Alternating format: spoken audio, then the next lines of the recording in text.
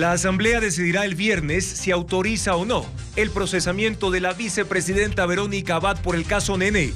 Se requieren 92 votos. El Frente Popular tuvo escasa convocatoria para su protesta contra el incremento en el precio de los combustibles, que según el gobierno comenzará en 25 centavos.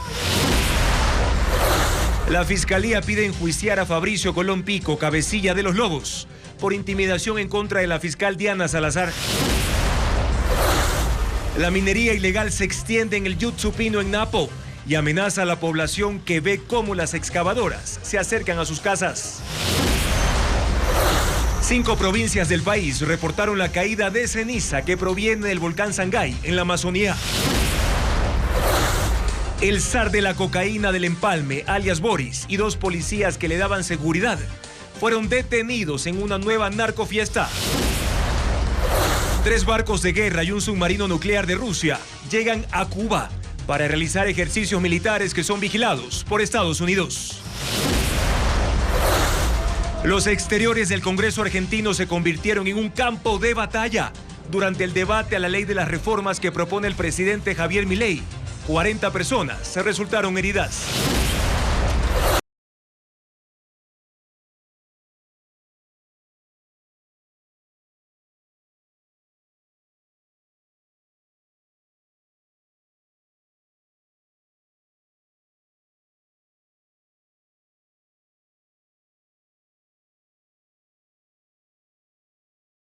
...12 de junio, bienvenidos amigos a las noticias en Televistazo Estelar. El futuro legal de la vicepresidenta de la República está en manos de la Asamblea Nacional.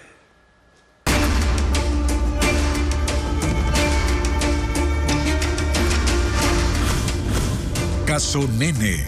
Abad en el radar. El Pleno de la Asamblea Nacional se reunirá este viernes para decidir si autoriza o no el enjuiciamiento penal de Verónica Abad en el caso Nene. Mientras se resuelve su situación, la jueza nacional, Daniela Camacho, convoca la audiencia de cambio de delito y vinculación para el lunes de la próxima semana, pero Abad pidió que se difiera. Jacqueline Rodas con los detalles. El futuro legal de la vicepresidenta de la República, Verónica Abad, se definirá este viernes en la Asamblea. El presidente del Legislativo, Henry Kronfle, atendió enseguida el oficio enviado la mañana de este miércoles por la jueza nacional Daniela Camacho, quien le dio 48 horas al Pleno para que se pronuncie, autorizando o no el enjuiciamiento penal de Abad. La sesión no será presencial. Los asambleístas deberán conectarse a las 12:35 vía telemática. Se necesita al menos 92 votos para dar paso a la vinculación de la vicepresidenta al caso Nene, diligencia solicitada por la fiscal general Diana Salazar. Quien sí enfrentará la reformulación de cargos es el hijo de Abad, Sebastián Barreiro. Mientras se resuelve la situación de su madre, la jueza Camacho fijó para el lunes 17 de junio la audiencia para cambiar el delito de oferta de tráfico de influencias a concusión. El mismo día, la fiscal procesará a Daniel Redrobán, colaborador de la vicepresidenta, a quien Rommel Pérez, denunciante del caso Nene, acusa de actuar junto con Barreiro para pedirle dinero a cambio de su puesto de coordinador de comunicación. Verónica Abad también fue notificada para esa audiencia, pero envió este escrito a la jueza solicitando que se posponga porque su abogado tiene otra diligencia judicial convocada con anterioridad. La instrucción fiscal del caso terminaba en una semana, pero con la vinculación de Redrobán se ampliará por 30 días. Si el legislativo autoriza enjuiciar a la vicepresidenta, la audiencia para ella no puede pasar del 19 de junio. Y las bancadas anuncian que apoyarán la petición para enjuiciar penalmente a la vicepresidenta Abad si existen elementos de que estuvo inmersa en un delito. El correísmo es el único bloque que hasta ahora iría por el no. Patricio Díaz informa. De 92 votos depende si la vicepresidenta Verónica Abad va a juicio o no. La sesión de la Asamblea con ese fin fue convocada para el viernes a las 12:35 de la mañana y será virtual.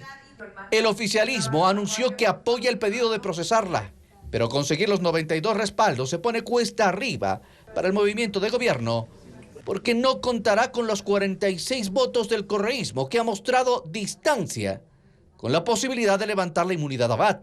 En ADN no ven bien esa posición. Las bancadas tienen que ser muy claras en que esto está establecido dentro de la norma y creo que ocultar o tapar esto le daría un mal mensaje al país. Creo que el proceso debe continuar.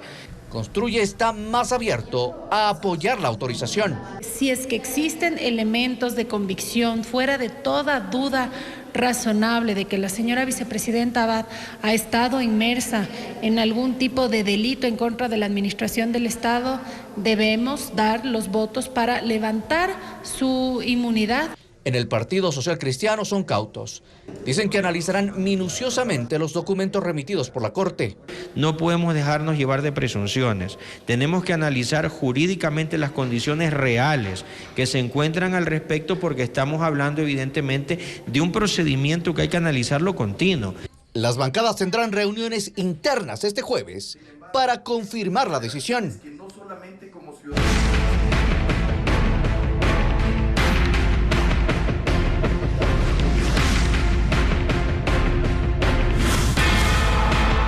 Gasolinas. ¿Cómo contentar a todos?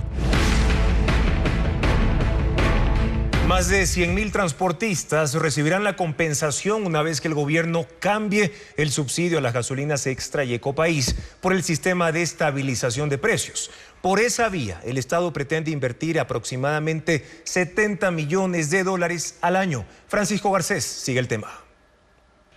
La decisión de cambiar el subsidio a las gasolinas extra y Ecopaís por un sistema de estabilización de precios está tomada y se aplicará cuando el gobierno termine de afinar detalles. El plan incluye un sistema de compensación que llegará a taxistas, transportistas rurales en camionetas y tricimotos. En el último documento del Ministerio de Economía sobre el tema, se establece que los beneficiarios de la compensación serán entre 106.000 y 122.000 personas. Cada taxista recibirá entre $23 y $35 por mes. El dueño de una camioneta de transporte rural entre $19 y $26 y una tricimoto entre $11 y $19 mensuales, que serán acreditados en una cuenta de banco o cooperativa. Para definir esos valores, el gobierno calculó que el subsidio de un galón de gasolina extra es de 26 centavos, multiplicados por el número de galones que cada vehículo consume en un mes. Aunque el documento aclara que son valores provisionales, consigna montos muy inferiores a los que inicialmente el gobierno informó a los taxistas cuando les ofreció compensaciones de entre $70 y $90 mensuales. En ese momento el gobierno habló de que el subsidio era de entre 58 y 68 centavos por cada galón de gasolina. El documento prevé que la compensación empezará en julio e implicaría pagar $35 millones por el resto del año. Pero la fecha de aplicación de la medida aún no está definida según el gobierno. Implica algunas reuniones, más profundización de preocupaciones hasta tener una respuesta final, pero todo camina bastante bien. Puede que esto esté cerrado el jueves, el viernes o el martes de la próxima semana. Lo que sí es que estamos trabajando con mucha velocidad en ese sentido. Para establecer quiénes serán los beneficiarios, el gobierno elabora una base de datos cruzando la información de la Agencia Nacional de Tránsito, de los municipios y el Servicio de Rentas Internas. Esta tarde se desarrolló la movilización del Frente Popular en contra de la eliminación de subsidio a los combustibles. La marcha ocupó menos de una cuadra y no llegó al centro histórico de Quito como estaba previsto. Adriana Bermeo cubrió esa manifestación. La convocatoria no fue la esperada. La marcha liderada por el Frente Popular en contra de la eliminación del subsidio a los combustibles ocupó menos de una cuadra. Sindicalistas, estudiantes y trabajadores autónomos se concentraron en los exteriores de la Caja del Seguro y salieron a las 16:30. Caminaron 9 bloques hasta llegar al Banco Central. Allí, como acto simbólico contra las decisiones económicas del gobierno, quemaron un Novoa de cartón y no avanzaron más. Hemos tomado la decisión de quedarnos en este espacio haciendo opinión pública. Mientras tanto, el ambiente en el centro histórico era de calma. Más allá de las restricciones peatonal y vehicular en los alrededores del Palacio de Gobierno, el tráfico y la circulación fue la habitual. Incluso el trolebús no suspendió el recorrido en el casco colonial como estaba previsto. Pero los sindicalistas alertaron que los plantones y marchas continuarán. hasta llegar al 4 de julio a una movilización nacional en cada capital y en cada cantón. La policía y los agentes de control acompañaron la marcha y cumplieron con el operativo de seguridad previsto, a pesar de que la movilización no llegó al centro histórico.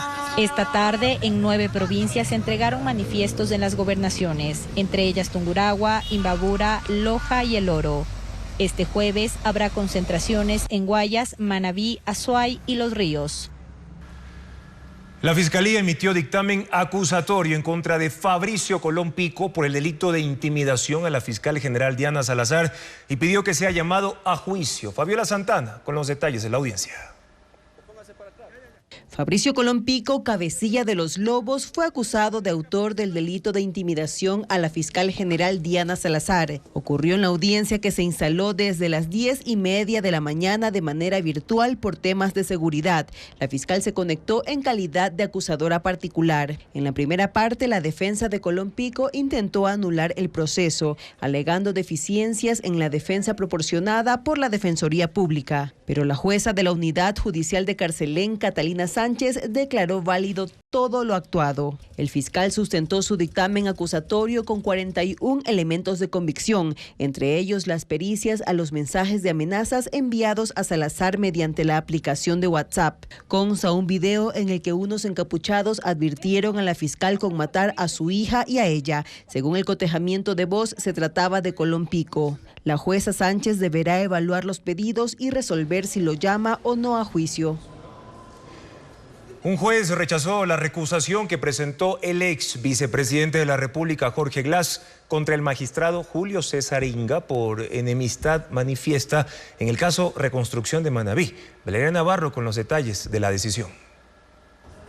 El juez Julio César Inga seguirá a cargo del caso Reconstrucción de Manabí.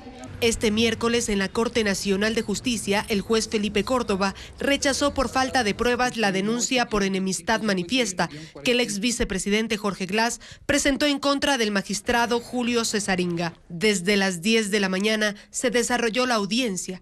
Glass participó vía telemática desde la cárcel La Roca. Su defensa argumentó que recibió un trato diferente del juez Inga cuando ordenó una inmediata pericia de los 2 celulares y la tablet que fueron incautados cuando fue detenido en la Embajada de México en Quito. La defensa del juez Inga señaló que el magistrado cumplió con la normativa. La recusación presentada por Jorge Glass estancó la extracción de información de los dispositivos incautados, pero se retomará. Según la investigación fiscal, Glass y los otros 8 procesados del caso Reconstrucción de Manabí desviaron $367 millones recaudados con la Ley de Solidaridad, que debían usarse exclusivamente en obras prioritarias para los afectados del terremoto de 2016. Dichos fondos se destinaron al arreglo de parques y aeronaves, según la acusación. Violentas protestas en Argentina mientras el Senado debate la ley de reformas más importantes del presidente Javier Milei. Sindicatos, organizaciones sociales, grupos de oposición y otros sectores se han instalado en una gran manifestación frente al edificio del Congreso. 40 personas han resultado afectadas, como informa Pedro Jiménez. Desde la mañana, el edificio del Congreso y sus alrededores se llenaron de manifestantes y también de policías. La fuerza pública empezó a instalar barreras de seguridad para mantener distantes a los grupos que protestaron desde el inicio del debate de la llamada Ley de Bases y Puntos de Partida para la Libertad de los Argentinos. Organizaciones sociales, políticos de izquierda, asociaciones de derechos humanos, asambleas barriales y sindicatos se oponen al plan de privatizaciones, recortes en el gasto público y reformas laborales. Su presencia en las calles era cada vez mayor y las tensiones con la policía iban en aumento. Manifestantes lanzaron palos y piedras y la policía respondió con chorros de agua desde los camiones antimotines y gas pimienta contra quienes estaban en la primera línea de la protesta, que subió de tono hasta que asaltaron a un carro de la prensa, lo viraron y le prendieron fuego. La presencia de manifestantes se mantuvo, mientras en la Cámara del Senado se debate la ley artículo por artículo. Es la ley estrella del presidente Javier Milei para reformar el Estado, que sin embargo ha sufrido un tropiezo tras otro desde la primera propuesta hace ya 6 meses. Milei negoció varios aspectos y el texto se redujo de 664 a 238 artículos. Solo así pasó la primera votación en el Congreso y ahora es el turno en el Senado, donde desde hoy ha sufrido nuevas modificaciones, pues senadores dejan fuera de la línea de privatizaciones a Aerolíneas Argentinas, así como a la empresa de correos. Negocian cuáles empresas públicas pueden ser disueltas y cuáles no, las reformas laborales para el sistema público y privado y los incentivos a grandes inversiones. Llevan 6 meses todavía discutiendo. Javier Milei fustigó a la clase política que se opone al proyecto y dice estar dispuesto a lograr sus objetivos en el camino de mejorar la economía del país. Tenemos 3.200 reformas estructurales más para enviar. El futuro de la ley no está claro, pues aun si el Senado lo aprobara, quedan algunos pasos, incluso en la función legislativa, donde se deberá resolver un posible veto. Si lo niegan, en cambio, el presidente Milei no podrá insistir en estas reformas durante un año.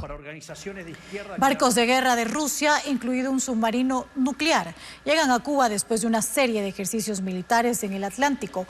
Estados Unidos ha vigilado de cerca estas maniobras que se dan en el marco del fortalecimiento de relaciones entre Rusia y Cuba. El buque de guerra Almirante Gorshkov de la Armada rusa participó en una serie de ejercicios navales en el Atlántico en su ruta hacia Cuba. Hicieron prácticas de lanzamiento de misiles virtuales de alta precisión contra objetivos enemigos simulados a distancias de hasta 600 kilómetros, así como ensayos para repeler ataques aéreos. Estuvieron también otras 3 naves de guerra, incluido el submarino Kazán de propulsión nuclear. Las naves llegaron a Cuba esta mañana. Según funcionarios locales, la visita es parte de una práctica habitual de unidades navales de países amigos y que los buques no portan armas atómicas. Estados Unidos ha dicho que no ve a estas maniobras como una amenaza, a pesar de las tensiones con Rusia por la guerra en Ucrania. Que la Armada estadounidense estuvo pendiente de los ejercicios y que Rusia trata de demostrar que todavía es capaz de proyectar cierto poder global. De manera simultánea, el canciller cubano Bruno Rodríguez se reunía con el ministro de Exteriores de Rusia, Sergei Lavrov, en Moscú. Rodríguez agradeció a Rusia el apoyo permanente al levantamiento del bloqueo estadounidense, que según dijo ha recrudecido en los últimos años a niveles sin precedentes, hasta haber incluido a Cuba en 2021 en la lista de países patrocinadores del terrorismo, lo cual fue calificado por el canciller ruso como una anomalía absoluta. En el plano de la cooperación militar, Rusia y Cuba tienen varios acuerdos y la visita de las unidades navales a La Habana se extenderá hasta el 17 de junio. Mayra Salazar, en el testimonio que rindió el pasado 3 de junio, dijo que Tatiana Villafuerte, una de las 25 personas procesadas en el caso Purga, fue invitada a la boda de la hija del ex asambleísta social cristiano Pablo Muentes en Cartagena, Colombia, pero que no asistió. Por pedido de Villafuerte, aclaramos que según sus movimientos migratorios, ella viajó al día siguiente de la boda, pero a Brasil. En ese país, según Salazar, se encontró con la expresidenta de la Corte de Guayas y también procesada, Fabiola Gallardo. Regresaron a Ecuador en el mismo vuelo el 10 de junio de 2023. La falta de medicamentos e insumos se agrava. Pacientes aseguran que cada vez les toca invertir más dinero en sus recetas, mientras que representantes de las federaciones médicas contaron a Televistazo que están siendo enjuiciados e incluso amenazados por denunciar estas carencias en los hospitales. Veamos. La falta de insumos y medicinas en la red pública es cada vez más preocupante, según lo advierte la Alianza Nacional por la Salud. Aseguran que en la mayoría de los hospitales el porcentaje de abastecimiento no sobrepasa el 60%. Gustavo Dávila, coordinador del organismo que agrupa a 37 asociaciones de todo el país, dice que en los hospitales falta de todo. Tenemos pacientes que no logran hacerse exámenes, que tienen citas, les están cambiando las citas para 2, 3 meses. Tenemos gente que requiere medicamentos, pero no les dan. Basta compararse fuera de una de las casas de salud de la Seguridad Social para corroborar estas carencias. Lidia, que prefirió omitir su apellido por miedo a represalias, dice que para acceder a una quimioterapia debe comprarlo todo. Casi nada no hay, oiga. Casi nada no hay. Por nuestra salud tenemos que comprar. Mayra Tigasi cuenta que ha gastado $400 para ayudar a su padre, que se atiende en neumología. Igual los exámenes de ayer nos mandó a hacer exámenes de sangre que costaba $130 fuera. Y entonces no hay nada. Se suma una queja pública de las federaciones médicas, que esta mañana advirtieron que están siendo enjuiciados por denunciar las carencias de sus unidades médicas. El derecho a la libertad de expresión no se puede coartar, que sea obviamente sindicado con un juicio penal, ni siquiera con un juicio civil. Ocurre luego de que un médico del Hospital del Sur de Quito contó que hay desabastecimiento en esa casa de salud. Desde la Alianza Nacional por la Salud, indicaron que en los próximos días se tomará una resolución que incluirá una movilización. Profesores ya pueden participar del nuevo concurso de méritos y oposición para poder ingresar al magisterio fiscal. Son 300 vacantes a las que pueden postular, pero hasta el momento hay más de 2.000 inscritos. Luis Alfredo Zúñiga informa qué maestros pueden participar de este proceso. El Ministerio de Educación busca incorporar docentes al magisterio fiscal, es decir, aumentar el número de profesores que laboran en las escuelas y colegios públicos del país. Para ello se inició un concurso de méritos y oposición, dirigido a profesionales en 3 especialidades. Estudios sociales para 8º a 10º de educación general básica, ciencias naturales, también para 8º a 10º de educación general básica y educación física para 2º de educación general básica a 3º de bachillerato. Quienes participen deben ser ecuatorianos o extranjeros mayores de 18 años, tener un título de 3º o 4º nivel en el campo de la educación, constar en el registro de candidatos aptos, aprobar las evaluaciones psicológicas del Sistema Nacional de Salud y certificar que no tienen prohibiciones según la normativa del Ministerio.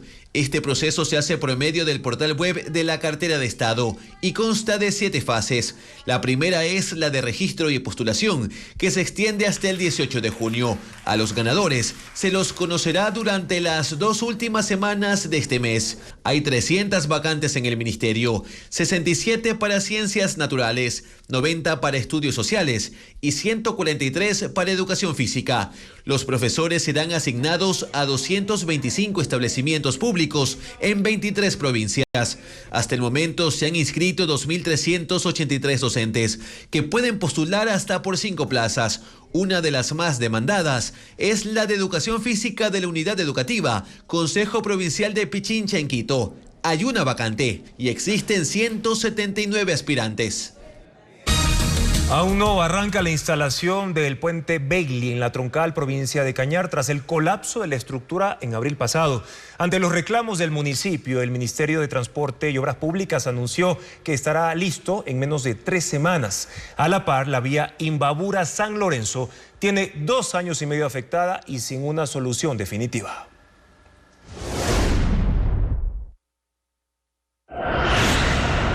El puente que conecta el Cantón El Triunfo en Guayas con la Troncal en Cañar colapsó el pasado 21 de abril. Desde entonces el Ministerio de Transporte aseguró que en 2 meses se solucionaría el problema instalando un puente Begley. Faltan 9 días para que el plazo se cumpla y no se ha terminado de demoler el viaducto anterior. Los conductores de los 8.000 vehículos que circulan en esta vía a diario señalan que la intervención urge por el peligro y aumento de distancia que recorren. El municipio de La Troncal también reclama el paso lento de la construcción. La prefectura de Cañar se ha comprometido que terminará la demolición en 8 días laborables. Sin embargo, según la alcaldesa Miriam Castro, el retraso ya genera problemas. Luego me dicen que la instalación siquiera tomará otros 2 meses. Sin embargo, el Ministerio de Transporte asegura que sí cumplirán los plazos iniciales. Ratifica que esta semana empezará el traslado del puente Begley, lo que tomará 4 días y de inmediato dicen, arranca la instalación. En 7 días a lo máximo se empezará a dar tráfico ya en ese tramo del puente afectado.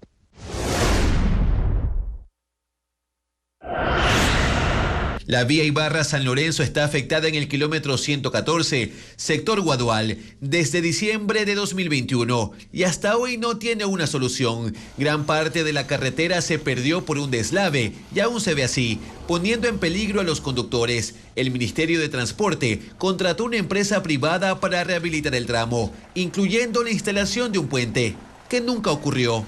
Al hacerse ya los estudios definitivos, no se pudieron porque uno de los estribos estaba demasiado fragmentado, por lo que se cambió ya a hacer un terraceo. El terraceo es cambiar la forma natural de la montaña para disminuir los derrumbes constantes, pero esto tampoco se hizo. La obra se suspendió debido a que la empresa particular demandó al ministerio. El cambio del tipo de obra implicaba finalizar el contrato y hacer uno nuevo. Aunque esto se solucione, tomará al menos 10 meses realizar las obras que se necesitan en el sitio. Estados Unidos retiró la prohibición para el abastecimiento de armas al batallón Azov, una milicia ucraniana que fue creada en 2014 para combatir a separatistas prorrusos. Desde entonces fue muy cuestionado por sus posiciones ultranacionalistas y fue vinculado al cometimiento de crímenes de guerra.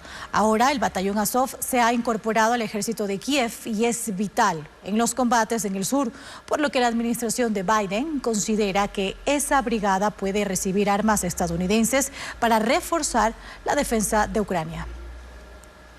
4.000 habitantes de un pueblo en el sur de México han sido desplazados por la violencia. El ataque armado de una banda criminal mantuvo sitiada a la población y eso los obligó a huir. Ahora buscan refugio y piden seguridad para volver a sus hogares. El poblado La Tila, en el estado de Chiapas, fue tomado por gente armada. Protagonizaron balaceras que se han extendido a lo largo de 4 días y en las noches quemaron vehículos y viviendas. Reportan 17 casas que fueron incendiadas. Un aparente lío por tierra se enfrenta a la población en una problemática que ha llegado al punto en el que intervienen grupos criminales asociados a bandas del narcotráfico. En esta lucha por el control de Tila murieron 2 personas y hay varios heridos, y los pobladores decidieron irse.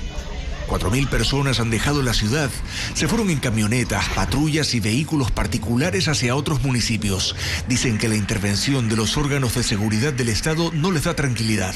Se alojan ahora en un refugio improvisado en una cancha deportiva en el vecino pueblo de Yajalón. Ahí contaron cómo pasaron encerrados en sus casas, atrapados hasta que llegó la policía, oportunidad que aprovecharon para irse del lugar. Se considera que este es uno de los mayores desplazamientos masivos en Chiapas desde hace al menos 2 décadas, en esta que se ha convertido en una de las zonas más violentas de México. El sur de Florida soporta tormentas eléctricas e intensas lluvias que provocan inundaciones en varias ciudades. Partes bajas de Miami se vieron afectadas este miércoles en medio de un diluvio que ha durado todo el día. Hubo personas que no pudieron movilizarse a sus trabajos. Otras localidades afectadas son Fort Lauderdale y Sarasota. En esta última llovió en un solo día tanto como en todo un mes, saturando los drenajes y ocasionando que decenas de vehículos queden atascados. Así también el agua entró a parqueos subterráneos. Los pronósticos indican que el mal tiempo se va a mantener con riesgo de inundaciones. En Chile, las intensas lluvias que azotan el centro y sur del país dejan centenares de desplazados. La zona más afectada es la región de Biobío, donde comunidades enteras quedaron anegadas. Ahí al menos 400 casas están afectadas y otras 25.000 quedaron sin servicio eléctrico. Los equipos de rescate han evacuado a centenares de personas, entre ellas 26 lesionadas. Y las Fuerzas Armadas de Nueva Zelanda tienen un nuevo miembro muy especial. Se trata de un perro maniquí de tamaño y apariencia real que servirá para que los soldados practiquen cómo atender las heridas de sus acompañantes caninos. El modelo ladra, sangra e incluso simula la frecuencia cardíaca, haciendo más real el entrenamiento. El Ejército de Nueva Zelanda cuenta con decenas de perros militares para misiones de rescate y detección de explosivos. Empresarios, ambientalistas y ciudadanos de la Amazonía exigen al gobierno el estado de excepción focalizado en la minería ilegal y la declaratoria de emergencia ambiental. En Napo alertan de la contaminación de vertientes de agua y graves problemas sociales por la presencia de grupos extranjeros que explotan de forma ilegal el oro. En este nuevo sobrevuelo sobre la comunidad Yutsupino en Napo se aprecia que existen más piscinas y campamentos de minería ilegal. En esta zona 185 hectáreas quedaron devastadas. La comunidad que antes tenía como vecino a un río hoy tiene un pedregal, aguas contaminadas, residuos. Es una zona controlada por colombianos y venezolanos armados que imponen su ley y desalojan por la fuerza a propietarios de las fincas por las que se extiende la veta de oro. y es por donde se abren nuevos frentes, según los grupos ambientalistas y empresarios hoteleros en Napo. Armados y les quitan sus terrenos y se acabó el cuento. Y en la actualidad, pues nuevamente estamos ya cerca de 270 máquinas que están operando en diferentes frentes mineros en la provincia de Napo. Las comunidades Jatunyacu, Nueva Jerusalén, Zapallo, Limonchipta, Santa Rosa, Alto Chandía, Bajo Talac, Inchiurcos, San Gabriel de Curuyacu, Amsu y Naranjalito y los barrios del sur del Tena, Santa Rosa, 3 de Mayo y El Toglo perdieron los sitios de abastecimiento de agua. Tenemos ya el segundo Yutsupino, ya con más de 200 hectáreas devastadas. Otro frente donde se pide actuar a las autoridades ambientales es en el devastado río Guambuno. Si bien ahí existen concesiones mineras, los ilegales han metido sus maquinarias desde la comunidad de Río Blanco, afectando la cuenca hídrica del río Guambuno que desemboca en el río Napo. La zona está más devastada que el Yutsupino. El impacto irreversible. Todo lo que ha pasado en Napo definitivamente ha quedado en el aire y la expansión minera continúa arrollando con las comunidades. Los grupos ambientalistas y las comunidades exigen al gobierno se declare el estado de excepción contra la minería ilegal y se declare además la emergencia ambiental en Napo. Este jueves las comunidades amazónicas llegarán a Quito a gritar un SOS por la Amazonía. La comisión seleccionadora del Defensor Público desconoció la decisión del Pleno del Consejo de Participación Ciudadana de descalificar a Jorge Ballesteros y lo puso como el mejor puntuado y virtual defensor. Las autoridades del Consejo anuncian que defenderán su decisión. Patricio Díaz con el informe. La comisión seleccionadora del Defensor Público desacató las decisiones del Pleno del Consejo de Participación Ciudadana y puso al postulante Jorge Ballesteros como virtual ganador del concurso. La semana pasada, el Consejo descalificó a Ballesteros por haber presentado supuestos documentos falsificados. Los comisionados consideran que los consejeros no tenían potestad de hacerlo. Porque aquello que vulnera derechos, una resolución que vulnera derechos y pasa sobre la normativa, es nula, de nulidad absoluta. Rechazo de esta arrogación de funciones e intromisión en las competencias que tiene esta comisión. Así, Ballesteros quedó como el postulante que obtuvo la mayor puntuación. Y con el voto de 5 comisionados se aprobó el informe. El documento es vinculante para el Consejo. Y el Pleno de este organismo tiene 48 horas para hacer oficial la designación como defensor público del mejor puntuado. Las autoridades del Consejo de Participación Ciudadana han pedido un informe de asesoría jurídica para definir las acciones que tomarán, pero advierten que no se pueden desconocer las decisiones del Pleno. Y Jorge Ballesteros, el primero en la lista para ser defensor público, no cumple con el principio de probidad notoria, según el Consejo de Participación Ciudadana. El organismo asegura que presentó documentación falsa para inscribirse. Además, es indagado por asociación ilícita. Luisa María Heredia amplía este tema.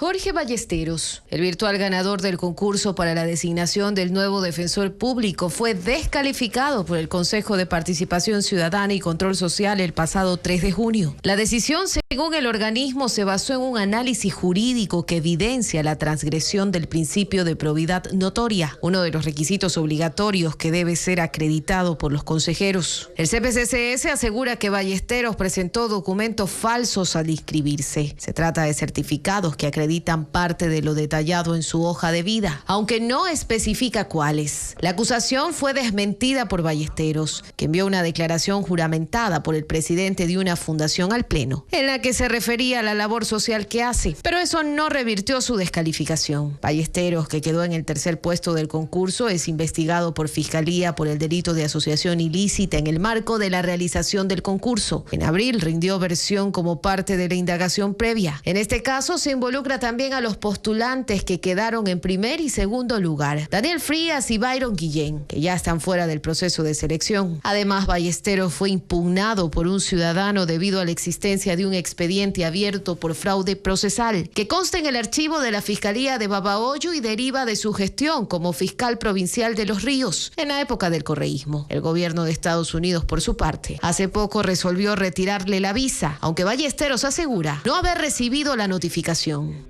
Un recital de violín y piano, una comedia teatral y un monólogo son las principales actividades culturales en Guayaquil, Cuenca y Quito también. Vanessa Robles con los detalles de estas propuestas.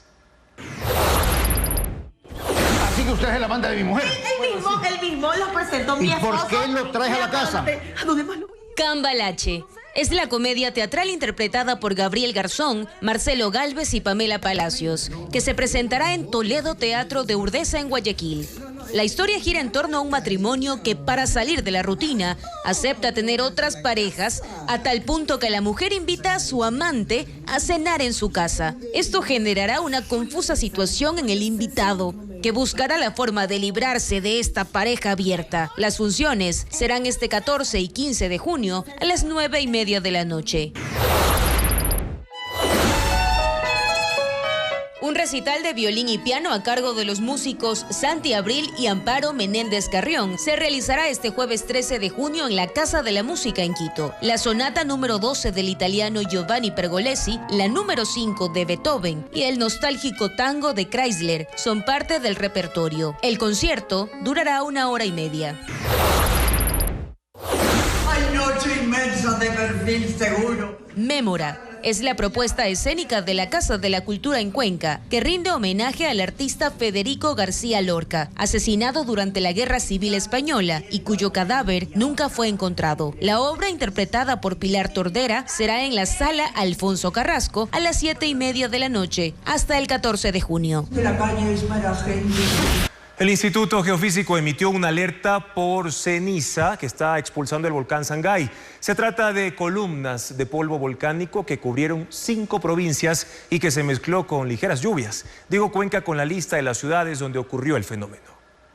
La ceniza cayó en los cantones Naranjito, Daule, San Borondón y Guayaquil, donde el polvo volcánico ensució los vehículos que estaban estacionados en las calles. Esa nube de partículas cubrió las provincias de Chimborazo, Bolívar, Los Ríos, Santa Elena y Guayas. En este caso es una fase un poco moderada, digamos, no ha sido con una columna muy alta.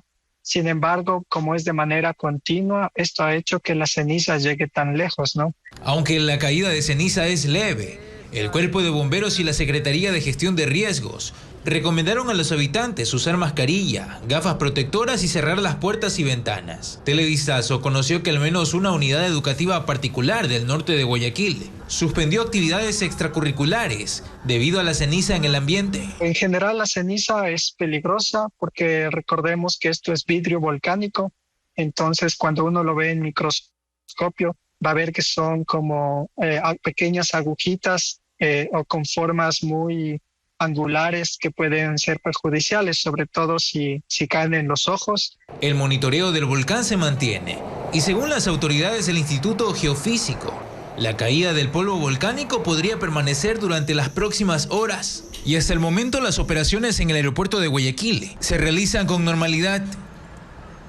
Alias Boris, narcotraficante de alto valor para el Estado ecuatoriano, es considerado el zar de la cocaína, además de ser uno de los cabecillas de los choneros. Él y 2 policías en servicio activo fueron detenidos en el Empalme, en Guayas, en una narcofiesta donde se hallaron carros blindados, armas y dinero también. 50 uniformados entre policías y militares allanaron esta casa la noche del martes en el sector La Chiquita del Empalme, provincia del Guayas. Según los agentes, alias Boris, blanco de alto valor militar y zar de la droga en el Empalme, celebraba su cumpleaños. Él es uno de los cabecillas de los choneros, encargado de la logística de envío de cocaína hacia Estados Unidos y Europa. Tiene procesos por asesinato y tenencia y porte de armas. Cerca de él se aprendieron a 2 policías en servicio activo con su arma en dotación, que presumiblemente formaban parte de su seguridad personal. Los 2 policías estaban en días libres, cumplían sus funciones en Daule, Guayas, y según la institución no podían portar las armas entregadas por el Estado. Han sido puestos a orden de autoridad competente, en este caso a la Fiscalía. Paralelamente ya la Policía Nacional ya ha iniciado el proceso administrativo para poder determinar que se encontraban realizando en el lugar. Solo los 3 quedaron detenidos, pero en la narcofiesta estaban 100 asistentes, entre ellos el abogado de alias Fito, deportado desde Argentina, a quien, según los militares, se le encontró $2.000 que no pudo justificar. Se encontraron 4 pistolas, 7 alimentadoras, 112 municiones, dinero en efectivo por $2.400 y 5 cheques que tienen un valor total de $240.000 que no supieron ser justificados. En el evento se presentaron grupos musicales de Ecuador y Colombia. También hallaron un túnel tipo caleta, donde los uniformados presumen que escondían cocaína, explosivos y armas. Además, decomisaron carros de alta gama con blindaje especial nivel 5 Plus, que pueden soportar ataque de fusiles de uso militar con un alcance de 600 metros. Televistazo conoció que en el lugar se encontraba uno de los asistentes que estuvo en la narcofiesta del pasado 10 de mayo dentro de una finca en la vía a la costa, donde también capturaron a otro cabecilla de los choneros. Información policial determina que las bandas Los Lobos y Los Choneros se desplazaron desde Manta a otros cantones de Manabí y de provincias cercanas para seguir con el tráfico de drogas y los asesinatos. Según los agentes, los sicarios empezaron a irse cuando se instaló la Fuerza Investigativa Anticriminal en esa localidad manabita. Los mandos militar y policial permanecen en Manta desde el 6 de junio tras la orden del presidente Daniel Noboa. Este miércoles se cumplieron 7 días sin muertes violentas, pero la presencia de la fuerza anticriminal desencadenó que los terroristas que mantienen una guerra se desplacen, según la policía. Datos de inteligencia de esa entidad indican que las bandas Los Choneros y Lobos, que instalaron su centro de operación en Manta y luego de los controles huyeron a Puerto Viejo y Bahía de Caracas en Manabí y a las provincias de Santa Elena, Los Ríos, Guayas y Esmeraldas. Los desplazamientos obedecen primeramente al debilitamiento de las estructuras de organización criminal que hemos identificado y sobre todo también el desplazamiento también obedece a la situación de que quieren ponerse a buen recaudo. En el operativo más reciente, donde capturaron a 12 miembros de la banda Los Pepes en Bahía de Caracas, también se usó un helicóptero para evitar que huyan en lanchas. Además, en las calles de entrada y salida a los cantones de Manta y Puerto Viejo, se instalaron controles para evitar que los integrantes de Los Lobos y Choneros se fuguen. Controles de interdicción de carreteras con la finalidad de conformar un cerco externo que nos permita tener el control de personas y vehículos que ingresan y salen de las provincias en las cuales tenemos esta incidencia. La policía indica que los primeros desplazamientos se registraron en enero luego de que se conoció la fuga de alias Fito desde la cárcel de Guayaquil. Integrantes de esta organización fueron hasta Argentina, donde las autoridades los expulsaron. Pero con el escape de Adolfo Macías, también ganó fuerza el grupo Los Pepes, reclutados por Los Lobos y financiado por el cártel Jalisco Nueva Generación. Aún no se determina hasta cuándo se mantendrá el mando militar y policial en Manabí, una de las 5 provincias bajo estado de excepción. En menos de 3 semanas hubo un segundo ataque a la agencia de tránsito de Manta. En esta ocasión detonaron explosivos dentro de las oficinas del segundo piso. La policía investiga si esto tendría relación con una operación en torno a la clonación de matrículas vehiculares. La explosión destrozó al menos 2 oficinas en el segundo piso del edificio de la Agencia Municipal de Tránsito de Manta, en el acceso noroeste de la ciudad.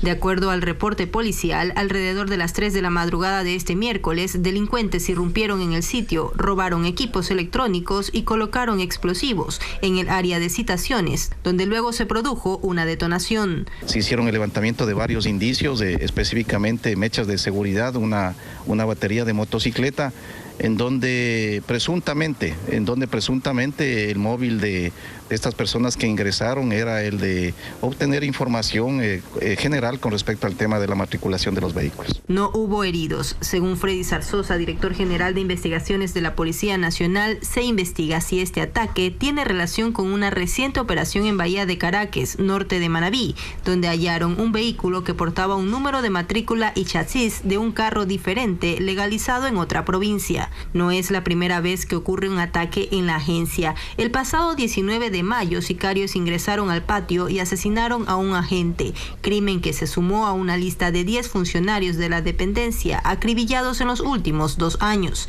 El 24 de mayo de este año también hubo un incendio en otra oficina y aún se investiga si fue provocado.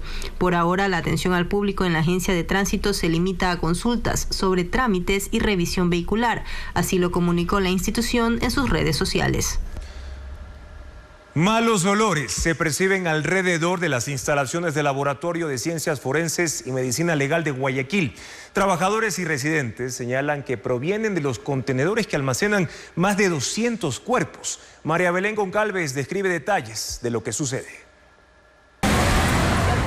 El olor a descomposición se percibe desde la avenida Rodríguez Bonín, afuera de las instalaciones del Laboratorio de Ciencias Forenses de Guayaquil. En la parte trasera del complejo funciona un centro de servicio técnico del municipio.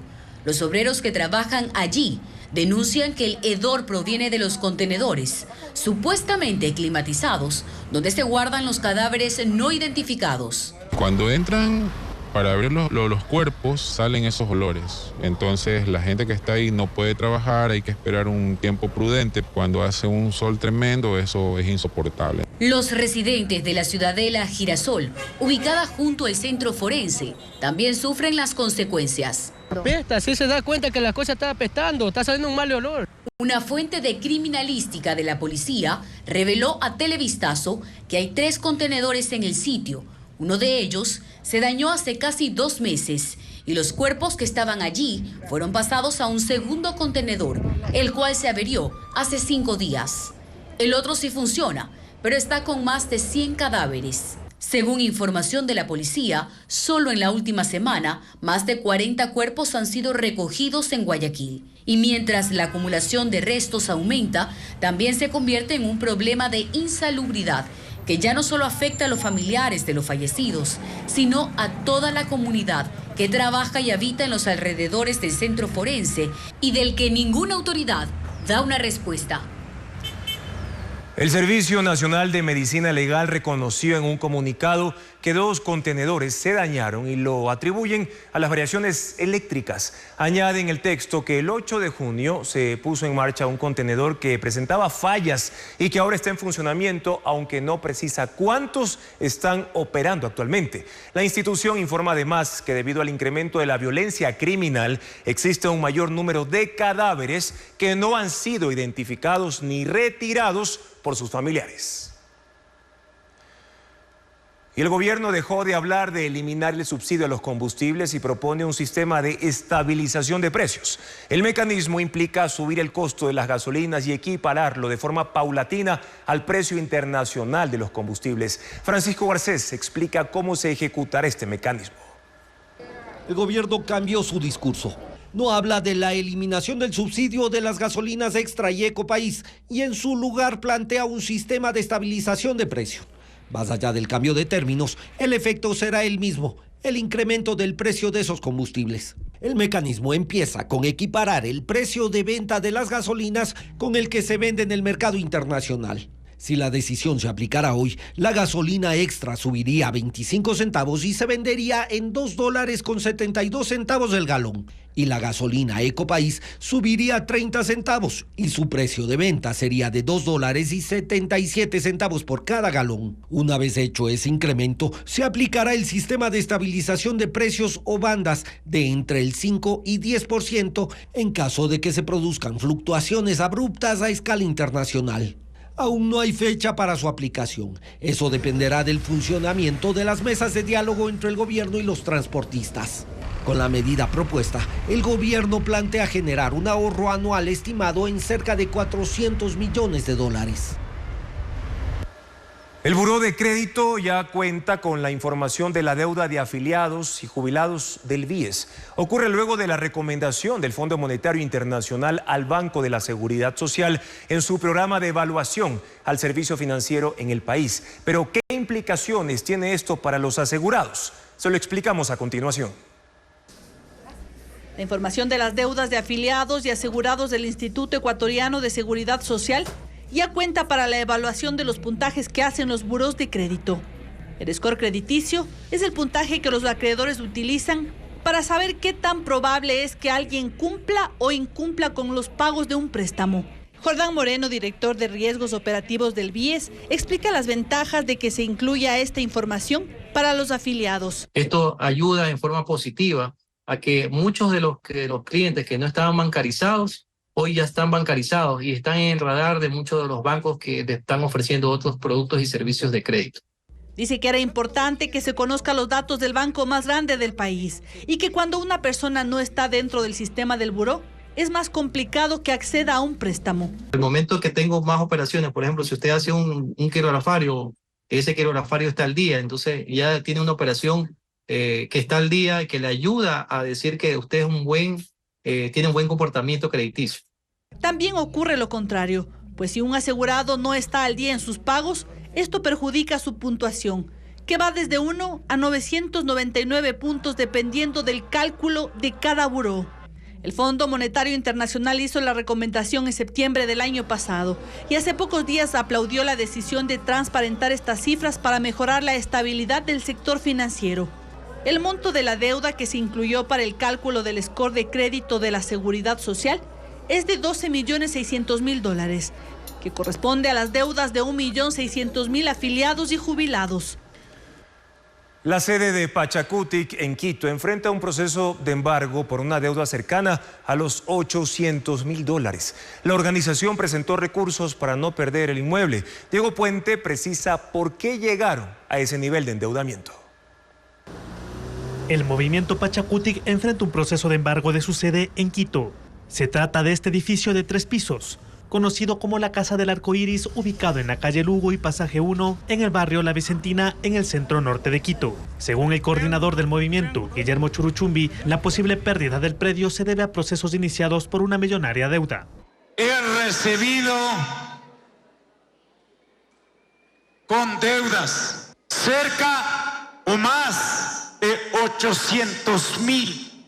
Compañeros. Añadió que esta fue la razón por la que no hicieron la convención del movimiento este sábado en ese edificio y por eso ocuparon el Coliseo de Solanda en el sur de Quito.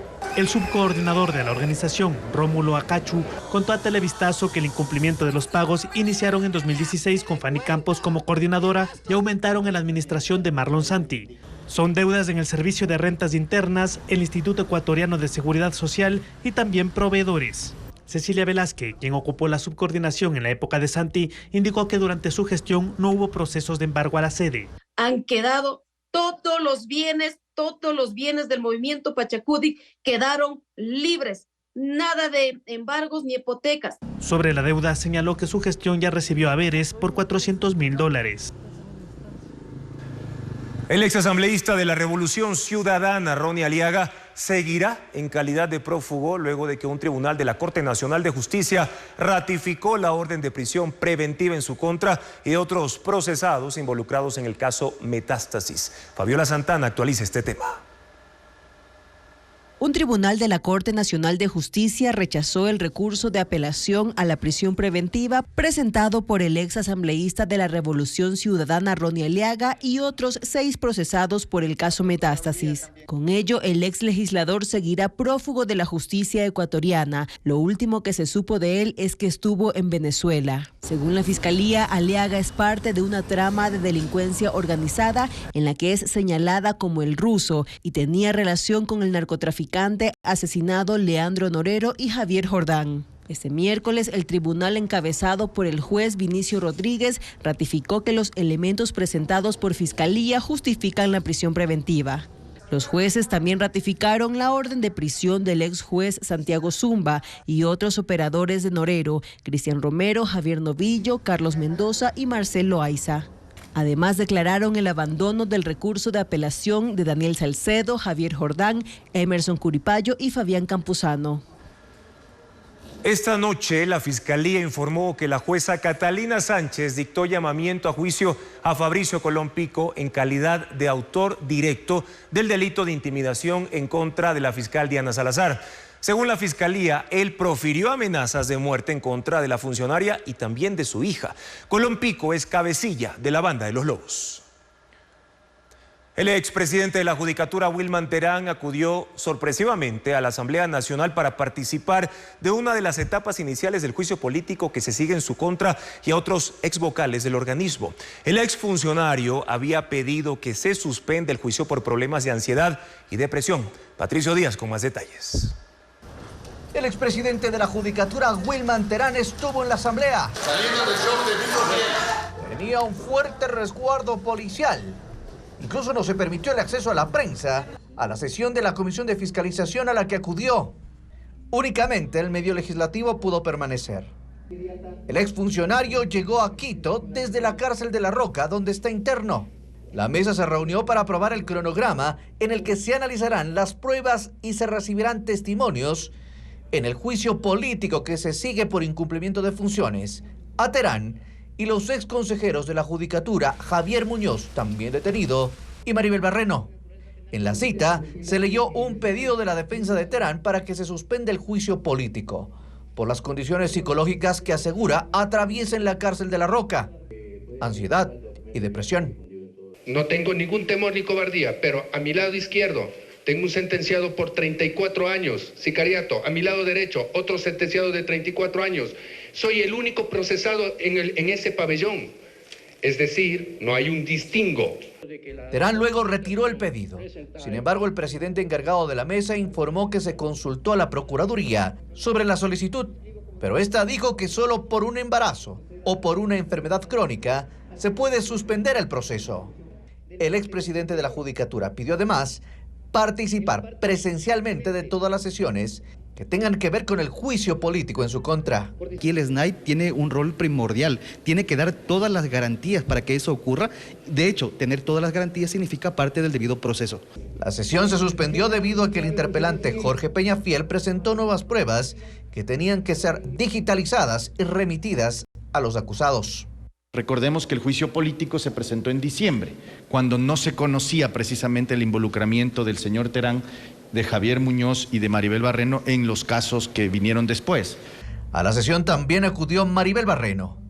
Luego del proceso en la Comisión de Fiscalización, el juicio pasa al Pleno, donde se decidirá su censura o no, que implica la prohibición de ejercer cargo público por 2 años. Guayaquil recibió a empresarios de Costa Rica que buscan concretar negocios con la industria ecuatoriana luego de la vigencia del Tratado de Libre Comercio entre ambos países. Diego Cuenca conversó con los inversionistas interesados en los productos nacionales para el sector de la construcción.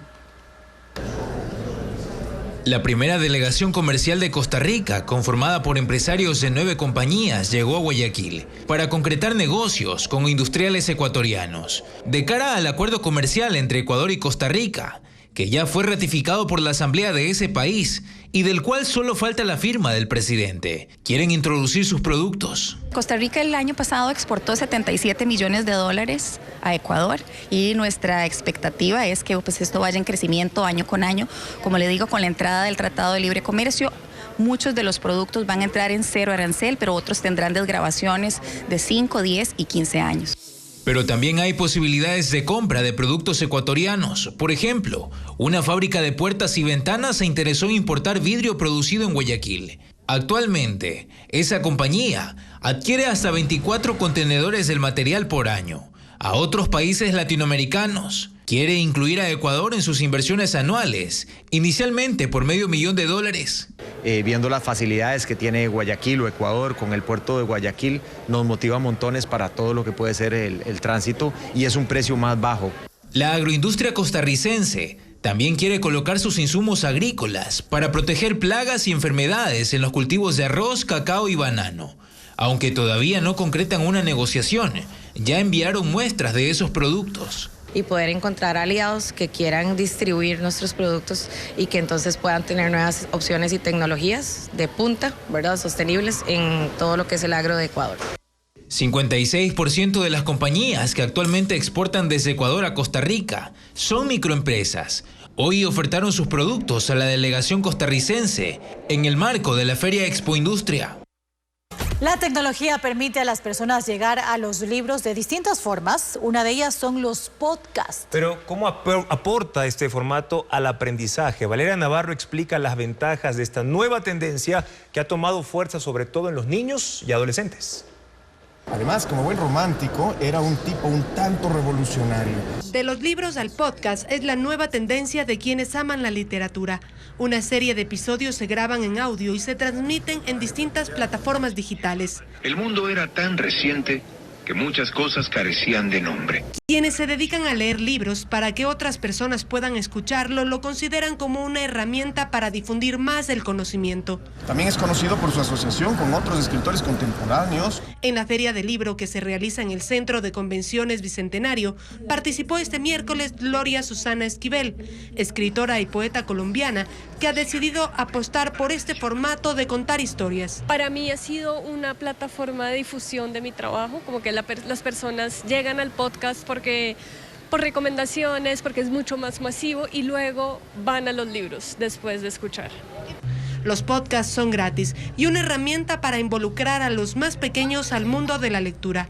En este formato, la palabra se transmite a través del habla. Pero no necesariamente es algo que entre a reñir con los libros, sino es más como otro tipo de medio para dar a conocer libros, para dar a conocer historias. Los podcasts permiten no solo escuchar libros, sino también proponer debates y análisis de los autores, profundizar pensamientos e ideas. El Ministerio de Educación habilitó en su página web el proceso de inscripción para aumentar el número de docentes en las escuelas y colegios públicos del país. Se trata de un concurso de méritos y oposición con 300 vacantes para estudios sociales, ciencias naturales y educación física. Los maestros aspirantes deben cumplir con varios requisitos. Gracias por su confianza y sintonía de siempre, amigos. Mañana en Contacto Directo abordaremos dos aristas sobre el cambio en la aplicación de los subsidios a las gasolinas. Con Nelson Erazo, presidente de Unidad Popular, hablaremos de la convocatoria a protestas. Y con Jorge Gómez, presidente de los taxistas de Guayas, sobre la compensación propuesta por el gobierno para ese gremio. Analizaremos si esa medida es suficiente. Información actualizada siempre, a toda hora, en ecuavisa.com. Buenas noches, que descansen.